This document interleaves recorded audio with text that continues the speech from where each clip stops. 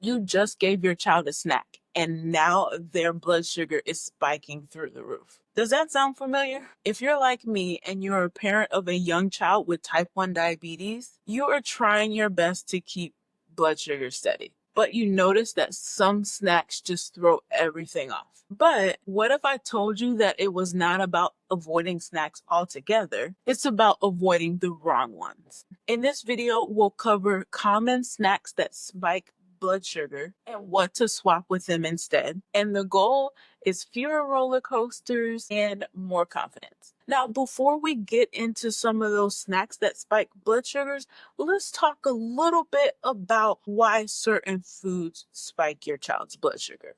Let's break it down. Why do some snacks hit harder than others? And it comes down to this: simple carbs plus no fiber equals a spike. Think refined grains, simple sugars, and zero protein or fat. Kids' snacks are often marketed as healthy, but they are really just sugar bombs. Without fiber, protein, or fat to slow down digestion, glucose enters the bloodstream quickly, causing a spike.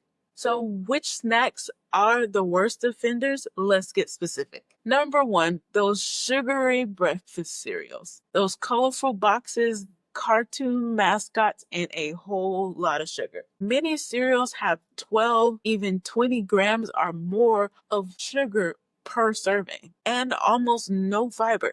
And the problem is fast carbs with no balance equals a huge spike. If you find it works for your child, swap it with a lower sugar, higher fiber cereal, or even oatmeal with berries or nuts. Now, I will say for my son, oatmeal just doesn't work for him. It spikes him through the roof, no matter what I add to it. But if oatmeal works for your child and they'll eat it, then try that as a swap. Also, add protein, like the milk you choose. Adding nuts and seeds can help to balance those healthier cereals that you choose. Now, next up is a super sneaky culprit hiding in your fridge or your child's lunchbox, and that is juice boxes and sugary drinks. Now, just because they say 100% juice on them makes them seem innocent, but they're not, because they can hit just like soda, because no fiber and in a liquid form means fast absorption.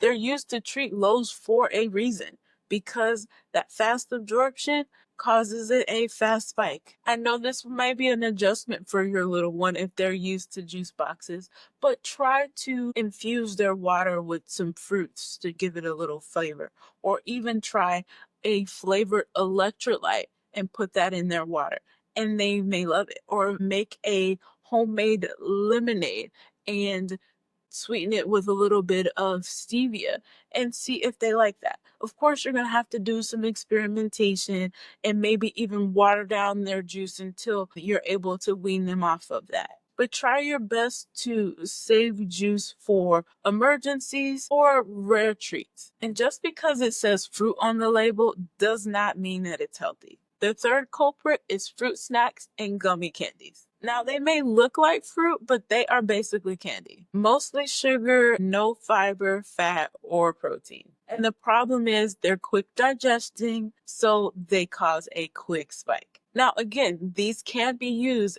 as a low treatment because they cause a spike. If your child is low and you need to get them out of that quickly, please have gummies and fruit snacks on hand for that. But if you're just trying to use this for a snack, swap that with real fruit like apple slices or berries, and pair it with cheese or a meat stick or even nuts or nut butter. I often see recipes for homemade fruit leather or sugar-free popsicles, and that actually may be a fun activity for you and your child to make popsicles together. I know my son loves a popsicle, and we've made popsicles together, and it's the best time. And I know what's going into them because some of those ingredients in those sugar-free popsicles on the market, I don't want my son having that stuff. I can't pronounce it. Why am I giving it to my kid? Now that leads me to my next snack. Now, do you think granola bars are any better? They're not. Let's talk about it. The fourth snack are granola bars and healthy snack bars. Now, they sound healthy, but until you read the label. Many bars are held together with sugar and syrup. So that's fast acting carbs plus sugars and syrups, inevitable spike. Swap these for lower sugar protein bars or do it yourself energy bites. There are so many recipes online for these types of things, and they're really good. Or you can even do cheese plus a whole grain cracker. Just always to remember to pair carbs with fat and protein for better blood sugar balance. Okay, so what can we give our kids when they want a snack? Because they want snacks all the time. They are always hungry. At least my son is. Let's build your new go-to snack list. And these healthy, blood sugar friendly snacks are things that my son loves to eat and are good for his blood sugars. The first one is fresh fruit plus a protein, like apples and peanut butter, small banana and nuts, or berries and Greek yogurt. Or how about veggies and dip, like carrot and hummus, cucumber and ranch, or celery and peanut butter. Or see if your child will like cheese and whole grain crackers and some variation of that. There's so many different types of cheeses and so many different types of crackers. Try different variations and see what your kid likes, because that is a great balance of carb, protein, and fat. If age appropriate and there are no allergies involved, try nuts and seeds. Offer almond, sunflower seeds, or a low sugar trail mix. Yogurt parfaits can be a good option, and that is Greek yogurt with berries on top and even a homemade granola. There is fiber, protein, and fun in those parfaits. Or how about protein snacks? Just cheese on its own, meat sticks, hard boiled eggs, turkey roll ups, or jerky. The key here is to focus on snacks with protein and fat plus fiber, as well as portion control. Now you know what snacks to look for. How do you spot those sneaky sugars that are often hidden on nutrition labels? Now, here's how to read labels like a pro. Look at total carbs plus added sugar. And ingredients matter. Avoid items like sugar and syrup or words that end in os early on in the ingredients list. And if you can avoid that altogether, that's even better. And watch portion sizes, because one serving might be way smaller than you think. And there are a lot of greenwashing right now, so don't be fooled by things written on the front of the box. Flip that over and take a look at the nutrition label and see if this fits in with your personal wants and needs for your child. Compare protein and fiber to sugar, because higher fiber equals a slower sugar spike.